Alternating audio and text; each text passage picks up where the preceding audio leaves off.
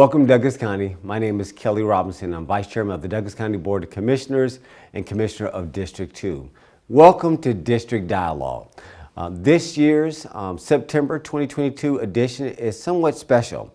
Last month I had my 6th annual HOA Bootcamp, and this is going to be the highlight of that. It won't be the complete show, but there's some important parts I want you to remember. One, we live in interesting times with a lot of inflation regarding home appraisals and assessments, as well as what goes on in our daily lives in interacting with our citizens. So we've got a very special show that we've designed. It's over 4 hours, but this show here is only going to be 1 hour. We believe that it's going to be very entertaining and educational at the same time. So stay tuned for District Dialogue. Thank you, Ivy, and thank you, Commissioner Robinson. I appreciate the opportunity to be here today to share this information with you. I'd like to thank my fellow panelists and thank everybody who is here with us today in person, and also like to thank our citizens who are here online. I'm going to take a moment today and share some information with you about our comprehensive plan update. We are just kicking that comprehensive plan update off, and so I want to start there and talk about how through that process we're going to have the opportunity to take a deep dive into learning a little bit more about our housing characteristics that we have here in Douglas County. So I hope this lays a good foundation for the conversation that we plan to have together today. So do I have a presentation? Great, thank you. All right. So I've been starting with this slide when I talk about our comprehensive plan update. And you may say, why is she showing us a map from 1975? But the map that you see from 1975 is one of the oldest maps that I've been able to find for a comprehensive planning process that substantially looks like the way we do planning today. And the other map is our current future land use map that we're operating off of today. And I think that this is an important point to pause here and to just share for the greater good of the community this idea that through this plan update that we're working on now, we will cross that 50-year threshold of doing long-range planning in Douglas County. And I think that's a really important milestone, and I think it's a great opportunity to kind of look at where we've been as we think about where we're going moving forward. So the plan update that we're embarking on now is going to kind of cross into that 2025 time frame, and so it'll give us a good opportunity to look back at this 1975 map and just see how far we've come.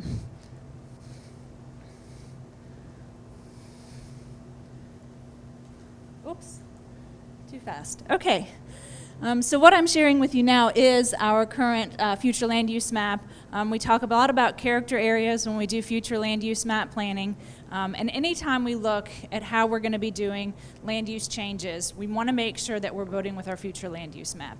So this map is something that characterizes all of our land use in the county based on different categories, whether we want residential, commercial, industrial development in the county.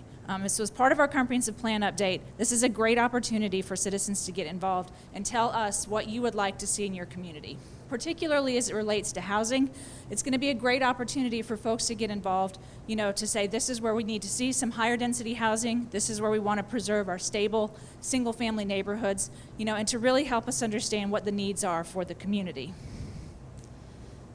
Now, in addition to the future land use, to that parcel by parcel classification of whether something should be residential, commercial, or industrial, we've also heard your feedback that we need to be doing a better job of planning for the context in which that development is happening. So what I'm showing you here behind me is a draft of the character areas that we hope to develop as a part of this comprehensive plan update.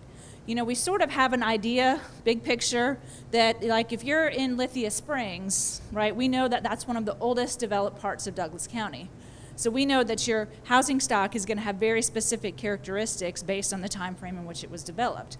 We know that if you're kind of out in the western part of Douglas County, your housing stock is going to look very different because you fall under those protections of the Dog River watershed, and that demands that housing is a little bit larger and more spread out. right? And so we've heard you say that you need to do a better job, planning for the context and the character of where different development types are. So I share this with you to say I think this is one of the most exciting pieces for me that's going to be coming out of our comprehensive plan update, but it's really critical that we get the feedback from the community as we refine these boundaries, to make sure that we're looking appropriately at the different characteristics. And I'll talk a little bit more about what that means. So I'm showing you here an example of some of the preliminary work that we've been doing, and this is from around the Lithia Springs area. We worked with a steering committee, between our last comprehensive plan update and the one that we're just starting on now, to say, tell us a little bit more detail about what's going on in your community, right? So we're still going to have those basic future land use categories. We're still going to look parcel by parcel at what we want to see going on the ground, but we're also going to make sure that we're planning for sort of the bigger community cohesion, right, for how all of those specific uses, work together. Thank you. So, yes, I am Amy McCoy, and as most know me around Douglas County, the Amy McCoy, and now there's a .com, so check it out. All right. So, yes, I am the broker of my hometown realty group, and I have been serving, when I got my real estate license, I started in Douglas County. I really wanted to start in a community that I knew nothing about, which forced me to learn everything I could about it. So I've seen the highs, I've seen the lows. I have been right here with you as a resident, but not only as a resident, as a business owner. As Ivy said, I just celebrated my 9th year as the owner of my hometown realty group, and I selected Lithia Springs because I felt it gave the most homiest hometown feel in being right inside of a community, and a community that then wind up having the opportunity zone brought to it. Right now, my office is literally right across the street from it. However, I looked at that as an opportunity to bring type of investors in to help try to clean up an area that I had felt at one point had been forgotten. And other community stakeholders were feeling the same way. And so one of the beautiful things about Douglas County and our leaders, as well as our city leaders, is that they were willing to listen. Once we had a change of administration, you saw that they were willing to hear you out and say, hey, I think we can come to a meeting of the minds so that we can bring residents back into home ownership, which is what I really want to talk to you about. As you heard the commissioner say, between renters versus homeowners, home ownership is really the true key for community stakeholdership. Okay, we all want to know where our tax dollars are going, and you don't see as much people invested in that per se when you are just in a rental mentality. Now, as an investor myself, I have tenants. As an owner of a property management company, I deal with tenants. So it is truly a life cycle in that you hope that that person that is having to rent will eventually become a homeowner.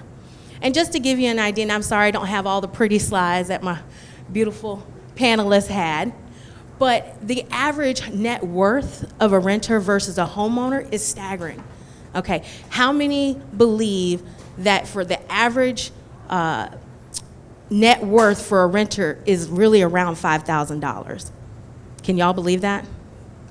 Yeah, and for an average homeowner, before this skyrocket of prices, the average net worth of a homeowner was over $200,000.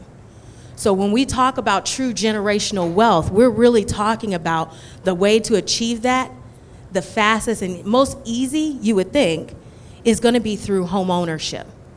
Okay? So the importance of home ownership is also how we fund. In America, how we fund our schools is through our tax dollars. So we need that home ownership in order to be able to help cover some of those expenses. And again, that's where you get your accountability on how the performance are, because you as an active stakeholder is going to be there and involved, correct? We can't just show up only when a child is not doing great, right? We want to know where those dollars are going. Okay, I think I'm hearing amens under the head shakes. Okay, all right. But what I want to do is I want to talk to you about a couple of the numbers. Okay, Allison did a great job on showing you between the difference of square footage, but what I want to do is I want to take you through a quick journey of what we have done on a local level, but also I want you to consider it from a state level. And because, you know, I've been blessed to work on a national level, you have to see how a snowball can come downhill and can go splat, okay? If anyone had lived in Douglas County through the financial crisis, then you'll understand why it's important to really have true community stakeholdership, just to make sure that our administration understands that they have teamwork happening in our community, okay? Because they can't do it by themselves. They need community stakeholders to be a part of the process, okay? So just as a starter, I'm gonna go ahead and hit from a national level, and then I'll take you to the local level, and so that way you'll have a greater understanding. And I'll even take you through the economic impact necessarily of having home ownership and why it's important to be a part of that. Executive Officer of the Westside Home Builders Association, which is actually a 5-county association. We cover Douglas, Carroll, Haralson, Paulding, and Polk counties. And so my view is a bigger, broader view than just Douglas County, although I live in Douglas County and have for, gosh, over 25 years. So I'm very familiar with the Douglas County market. My background, just very quickly, I'm an attorney by education, but I've been in the real estate industry since a year after law school, from a broker to a developer to a builder, back to basically a developer. Here in Douglas County, some of you are familiar with Holly Springs, the 3 subdivisions within the community of Holly Springs. That was my development. And then I've been in South Fulton and other areas, Savannah, Florida, et cetera, as far as development. So I've got a pretty broad background in the real estate industry. So basically what I wanted to do today was just simply give you some quick information relative to the marketplace,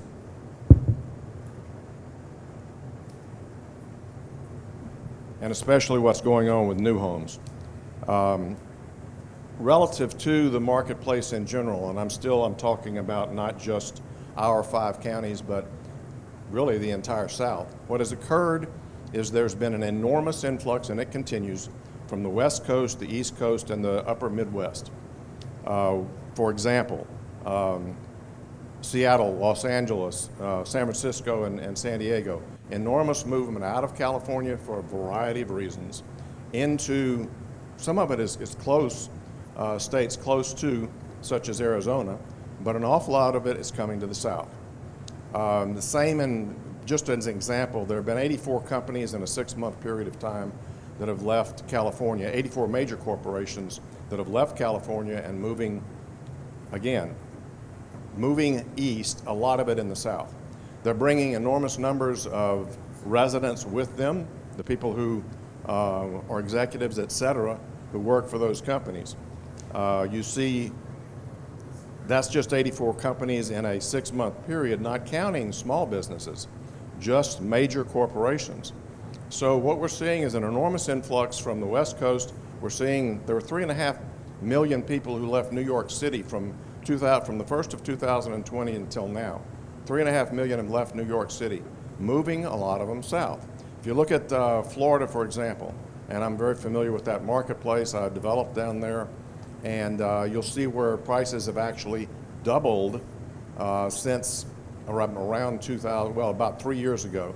Prices have basically doubled in a lot of areas of Florida simply because there's an enormous influx of people into Florida with money in their pockets. Why?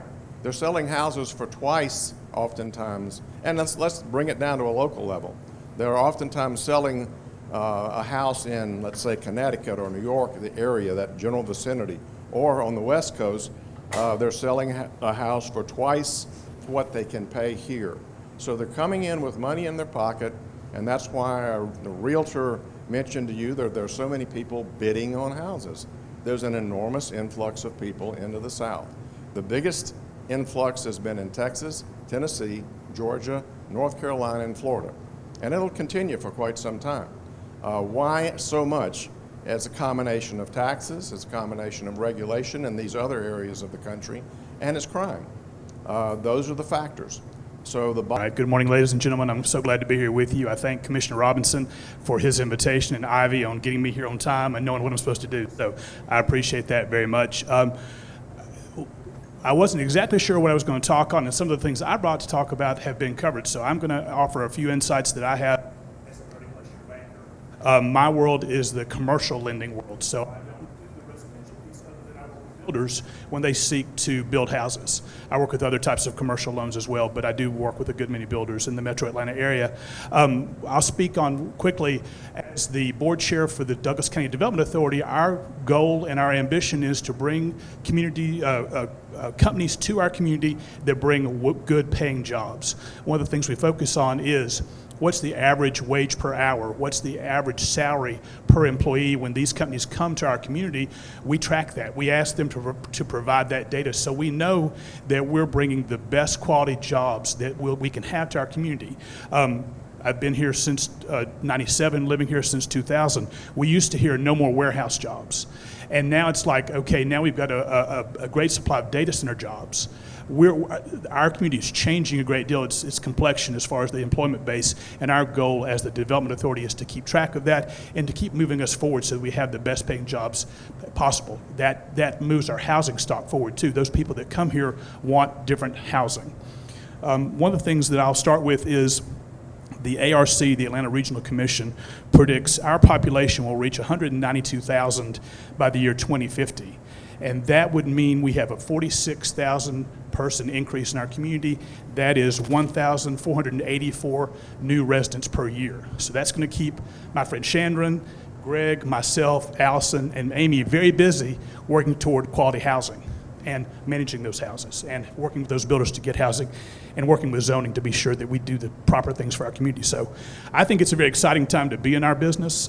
We all have a lot of expertise, and it's an exciting time to be here with you. I'm going to give you some just anecdotal information I have being in the commercial finance industry that I see as trends happening. A lot of our builders are looking toward multifamily housing. Now, in the exurbs here and from here west, single family is probably more prevalent, but if you look at going anywhere from here toward Atlanta, and I've had the good fortune of making loans on housing as far as Dawsonville, Georgia, South Carolina, and as far west as we go toward Alabama. So we see a lot of the builders, especially the regional and national builders, looking at multifamily as their trend. And people say, why is that? A lot of things we see is just the cost of land has increased dramatically. So when you used to be able to buy a lot and develop it for maybe 20 to 30,000, that cost per lot now is more like 40 to 50,000 as developed. And that's your site clearing, your infrastructure, your sewer, your water, anything like that. So we see builders say it's more economically feasible for me to build multifamily versus single family in certain markets. Not always the case, but it is a trend we see.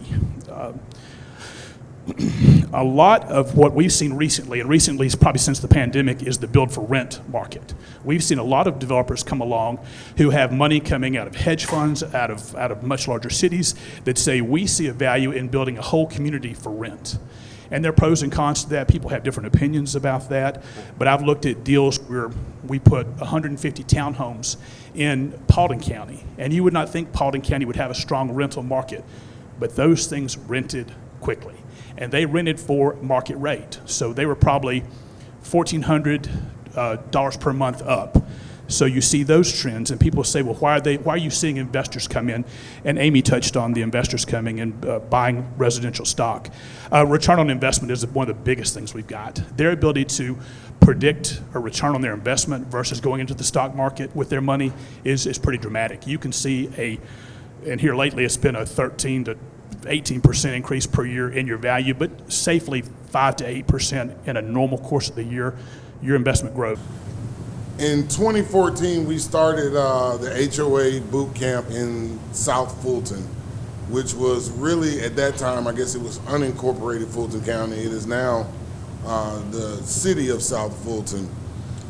We had over 300 people come out because they were excited about their HOA. They either love what we found is people either love their HOA or they hate it. And so we were having problems in our HOA, and we were looking for answers. We found those answers on a website or app called Nextdoor. But the answers were really in the subdivision next door. The answers were really with the homeowners in the subdivision down the street. And what we found out was that the builders and the developers and the counties and the cities were all talking across subdivision lines. But we as homeowners were not talking across those same subdivision lines. Let me see the hands for people that are on their board. If you're on the board of your HOA, let me see your hand. All right, congratulations and condolences. You have signed on for the rest of your life. Because no one can ever get a quorum. You will be in that position until you die. All right? But seriously, I think we do have a presentation on short-term rentals, a slideshow, a slide deck, if we can pull that up, please. Most HOAs, and HOA is a type of community association. It could be a condo association, right? It could be a mobile home association. It could be a property owners association. The new act that the state has passed is called the POA. So there are different types of community associations, whether that is a HOA or COA or POA or MOA, but typically they work the same. Most of them are first and foremost nonprofit, Georgia nonprofit corporations, okay?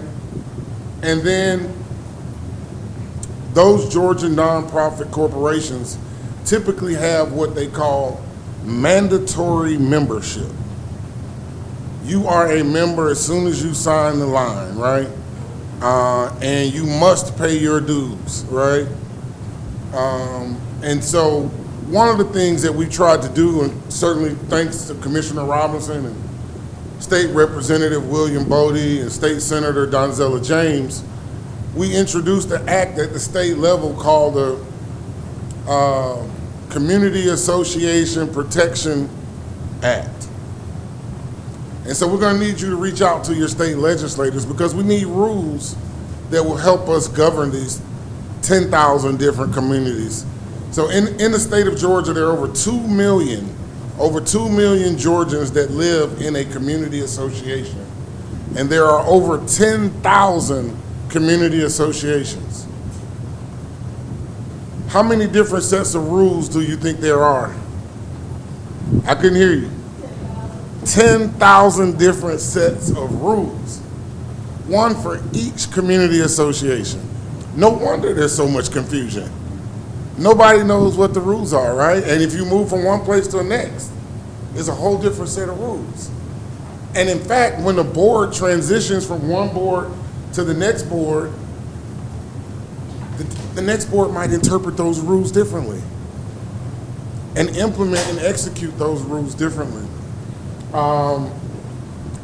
So we talked about mandatory membership. There are two things with your HOA. Number one is the Georgia Nonprofit Corporation, right? Number two is the Declaration of Protective Covenants. Now, some people just call it the Declaration, some people call it the Covenants. The long formal title is Declaration of Protective Covenants. That is a contract between you as a homeowner and the association. And you and the association are both bound by the terms of that contract. You hear people talk about the articles of association. If you have any corporation, you have bylaws and articles of incorporation. So what those do, what the bylaws do, the bylaws govern how the company will operate. How do you elect officers? When do elections occur? What are the terms for those officers, okay? The Declaration of Protective Covenants governs the land. It governs the use and land restrictions imposed on the land. So let's assume that this is a 50-acre room, and I am the declarant. I went out and bought this 50-acre lot, and I am imposing declarations. I say no one can eat Chick-fil-A in this room. Right? That's one of the restrictions. I declare no one can eat Chick-fil-A in this room. It's a use restriction. So if you come into this room, right, and the example with your home could be no basketball goals, right? Or the basketball goal must be 90 degrees perpendicular to the street, right? And I don't know, it gets confusing sometimes, but those type of rules are put in place by the declarant through the Declaration of Protective Covenants. And so it governs all the rules and restrictions for the land included in that subdivision. And so, again, nonprofit corporation and Declaration of Protective Covenants runs with the land. So those are kind of the background things. Again, most of these HOAs, community associations, are have mandatory membership. All right, and so there are, how many people, we have anyone that lives in condominium? So condos are governed, we got one over there. Condos are governed by, in the state of Georgia, they are governed by the Condominium Act, okay? The Condominium Act. Most HOAs, there is no HOA Act. There is no HOA Act in the state of Georgia.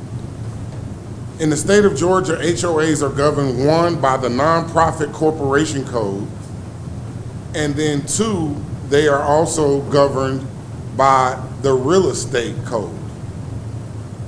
And so if you are a board member on an HOA in the state of Georgia, you are charged with the task of interpreting, number one, the Nonprofit Corporation Code, number two, the Real Estate Code. And you have to read those two codes together in order to apply them to your HOA and how it should be governed. Good morning, or we in the afternoon already. It's a pleasure to be here again. Chandra Forte, Commissioner Robinson, thank you. Attorney Arrington, thank you for all the work that you do. Please keep me on task, because I promise you I eat, sleep, and breathe this thing, so I can probably talk all day, all right? To some of the points, and I'll kind of go back from our earlier portion of our platform, you heard from, I think it was Greg with the Homework Builders Association, and even with Amy in speaking. One thing that was glaring was that a solvent association, a solvent, healthy, productive association is going to be the catalyst for stabilizing, our neighborhoods, our communities, here in Douglas County, all right? Having done this for, 18 years, we've seen quite things change.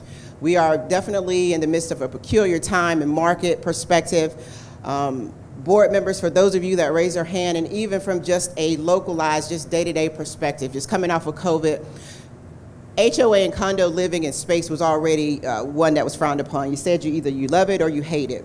Well, that's amplified times 10 now coming off of COVID. It seems that everyone is either raging, from having just been sitting at home, looking out, raging about their communities, to board members being frustrated, limited funds coming in, inabilities to be able to do certain things, and quite frankly, in some situations where you have an abundance of just negligence that is occurring. How do we kind of navigate through and all of that, all right? So financial solvency, let me kind of start there, and I'm gonna work with, please indulge me for a moment. A few years ago, maybe probably about a year or so ago, you guys may have heard about the tragedy down in Florida, Surfside condos, those condos that fell and so many different lives were lost. That is impacting us as an association, from an industry perspective, significantly, all right? As related to our financials and what we do and how we do in deed restricted communities, how we budget, are we planning, are we taking 10% of those dues that are collected annually, are we putting them into a reserve account, how we're funding for those contingencies, extremely important. all the way to the tune at this point where you're seeing the information is circulating at state level. You know what, before Amy shared about state bodies, because I, again, as a broker, commission real estate, those FHA loans and AVA, trying to purchase in the communities. The association financial disposition and that disclosure is one of the things that we have to provide as managing agents on behalf of that association to help that closing move along.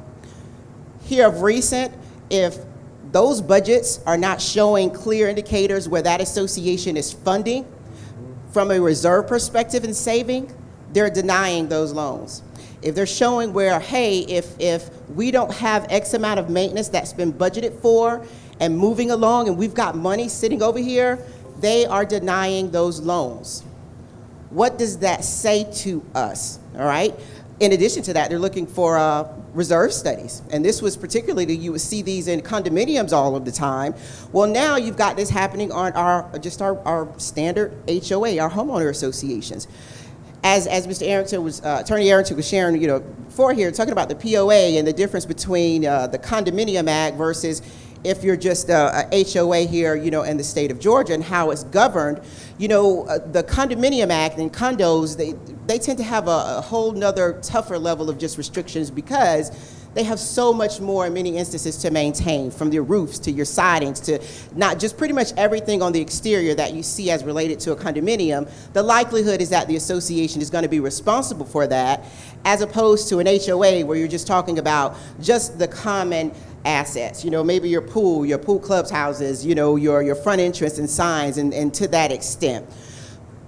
But it's changing. We were talking about lives lost and how a board of directors is moving it along to collect, to make sure that the monies are coming in. And don't get me wrong, I'm not saying this is all about the money. So I'm trying to hopefully kind of move us along the thought process in terms of how one thing is connected to the next and the next, all right? So if we're looking at this from the perspective of, we're coming and we don't have the money to do. We've got an issue. In that instance in Florida, they were preparing. They knew they had this issue and they were saving and had been going through the process of special assessing and going along that way. But it wasn't enough soon enough and didn't happen quick enough. And as a result, lives were lost. That D&O insurance that was referenced there earlier is so very important. You've got your liabilities, your property, your D&O. You equally now, I would recommend from a crime perspective, cyber, because we've got so much happening right now on social media. I'm bringing us to our rogue kind of board members here, but equally, if they're out there and putting out bad information, things get out, that's cyber security and coverage there that helps you in that aspect. So that is a very important thing to have.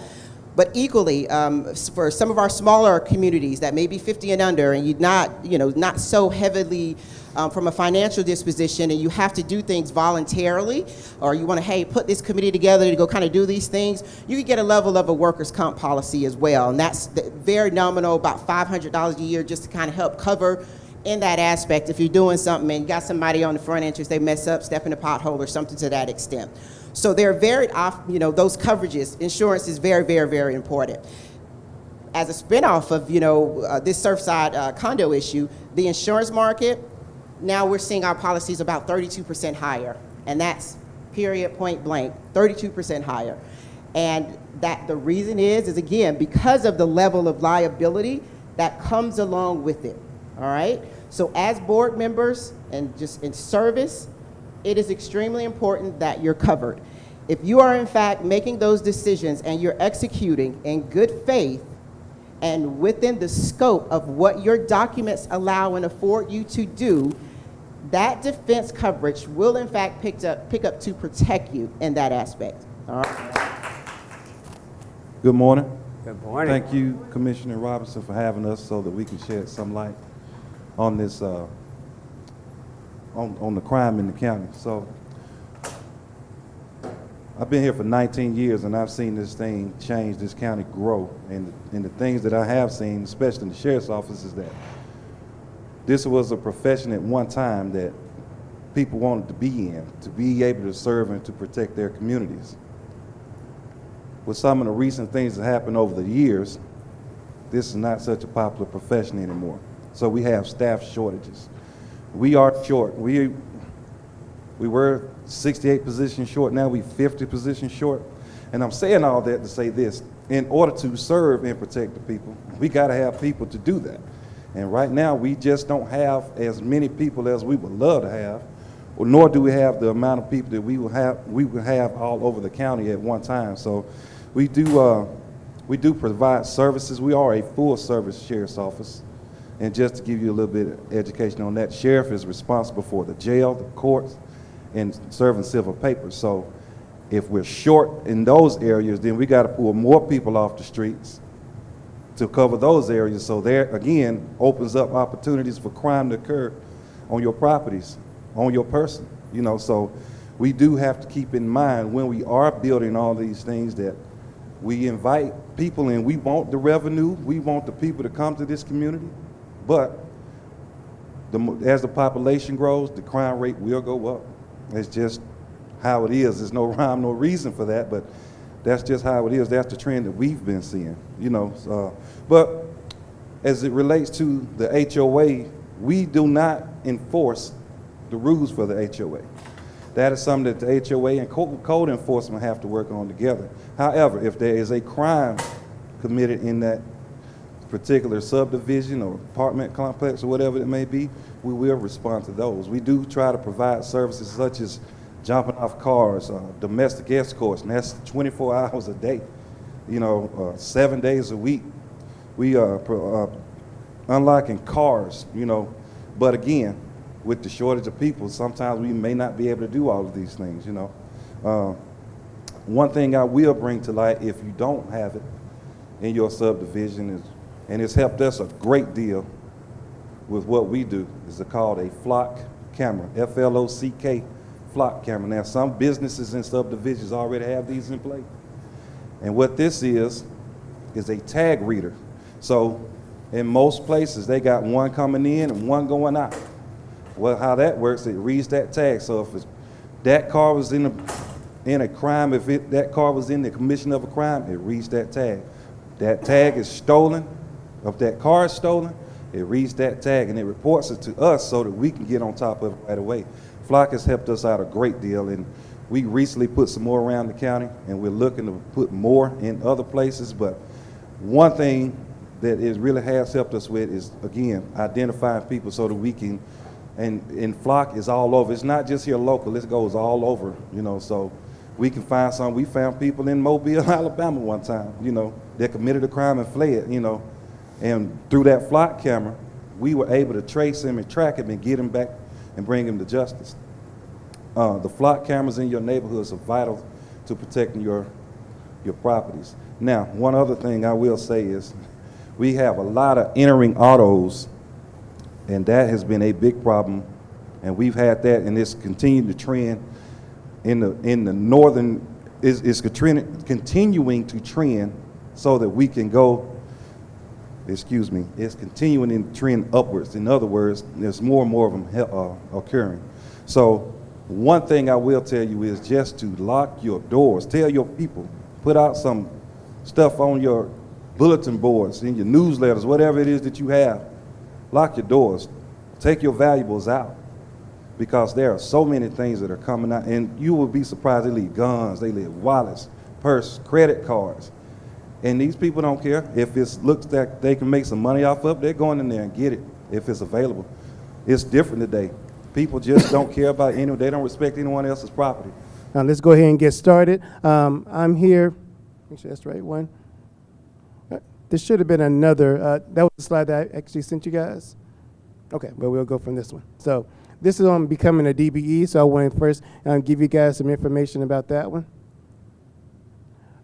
First of all, becoming a DBE is very important when it comes to Douglas County. It's very important when it comes to your SPLOST dollars, because what happens is that you want to have vendors type people in your community. So as you end up doing that, you're building upon your business, you're building upon becoming a vendor in Douglas County. You guys are given a card that says purchasing. Make sure that you go to the purchasing website and actually learn how to become a vendor in Douglas County. Becoming a vendor in Douglas County is totally separate from becoming a vendor in the city of Douglasville. You have to go to both government agencies to do that. Same thing with WSA. The good thing now is that because during this SPLOST period of time, we started focusing and seeing what we can do when it came to having minority and DBE businesses coming in.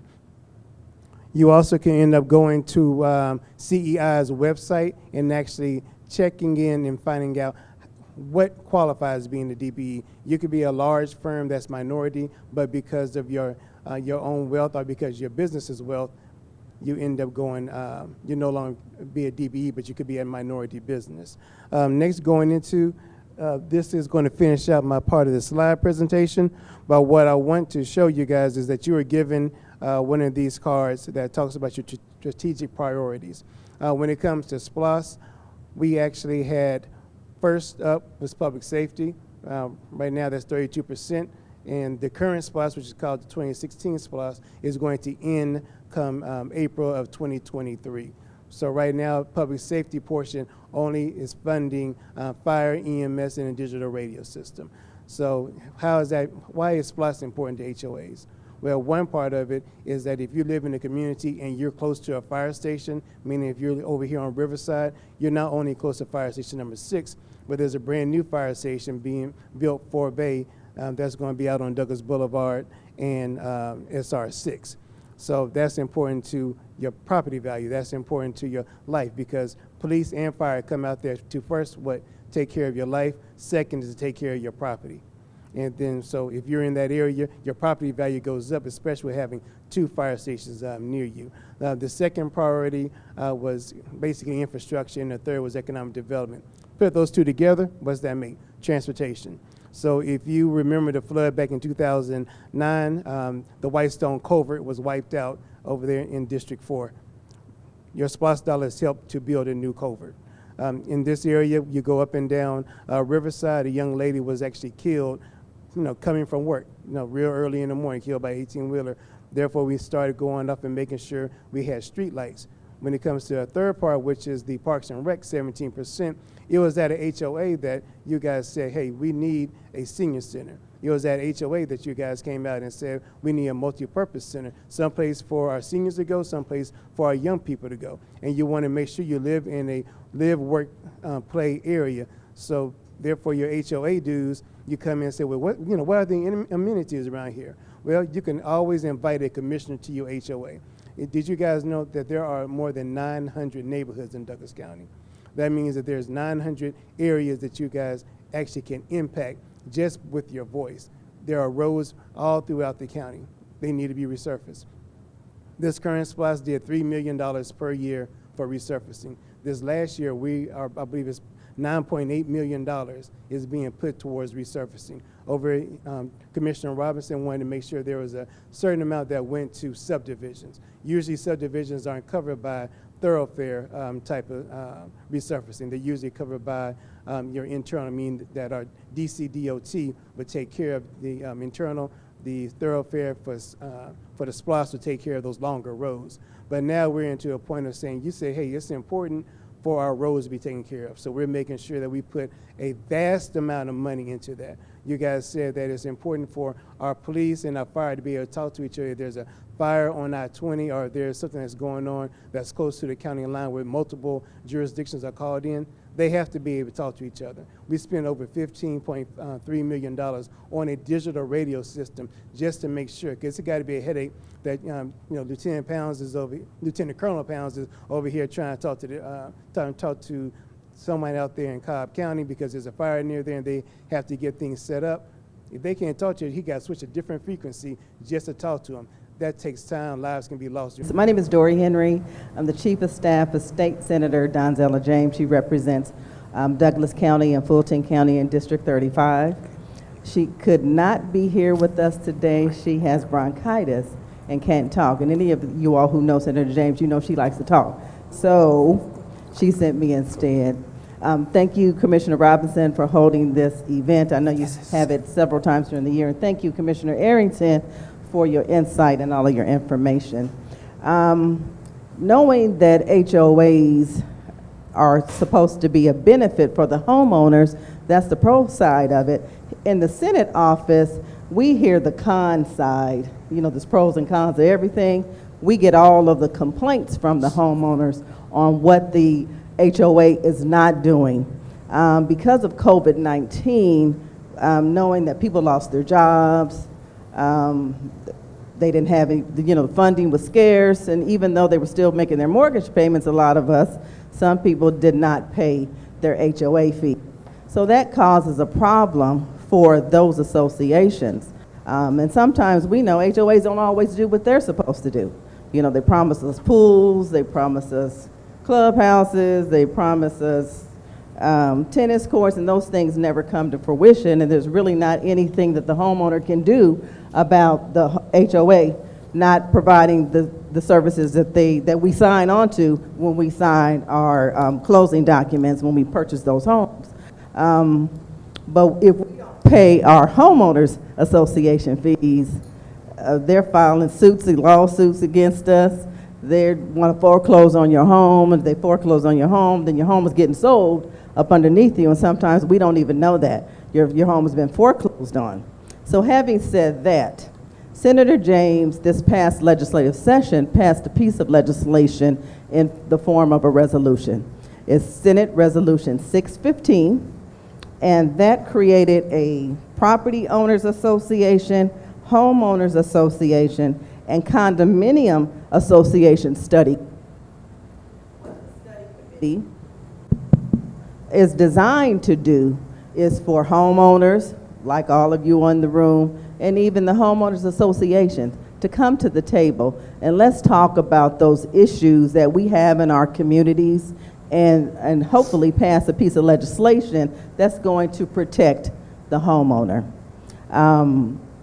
How the study committees works is the lieutenant governor assigns specific state senate, because it's a senate study committee, specific senators to each study committee, and there's about 5 of them, 5 or 6.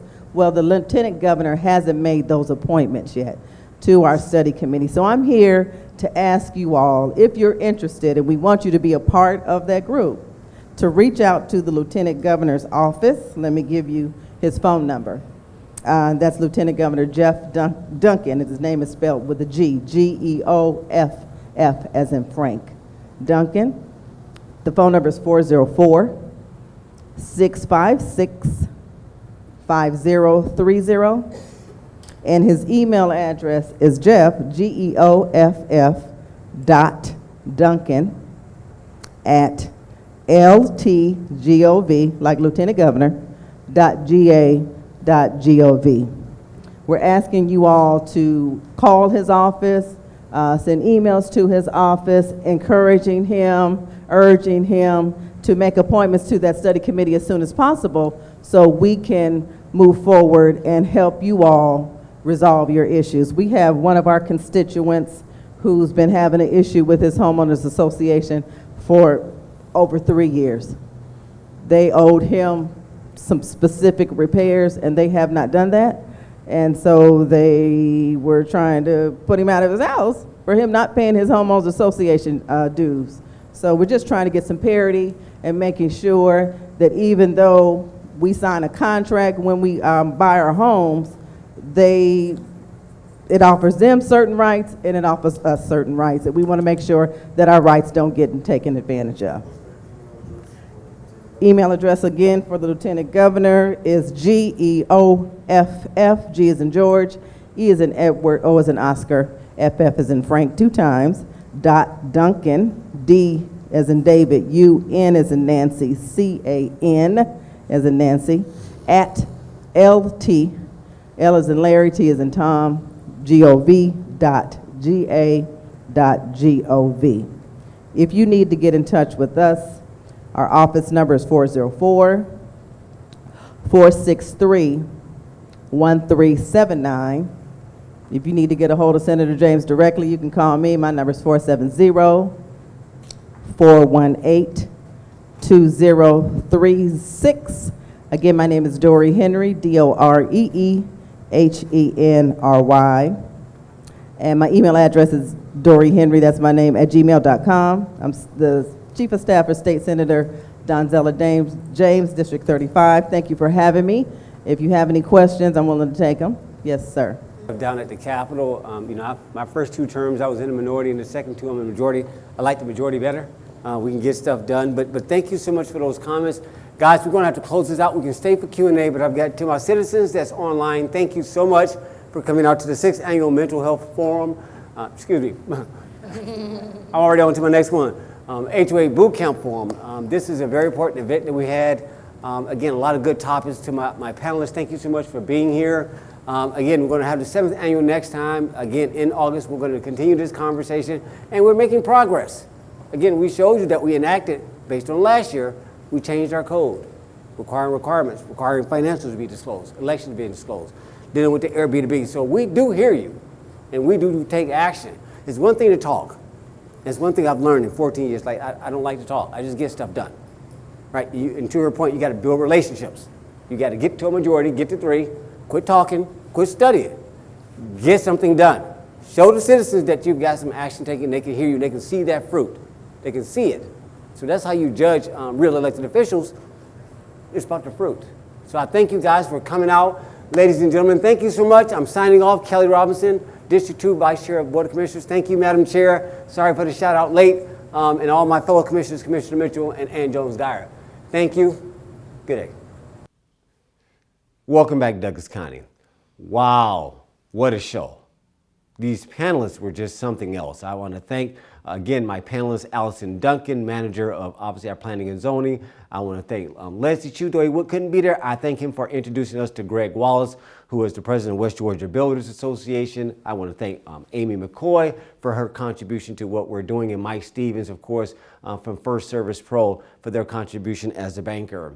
That's on the housing side, and hopefully you got a lot of information about, the general market. Right, we live in interesting times. Things are evolving. But again, one more time, it's all about education.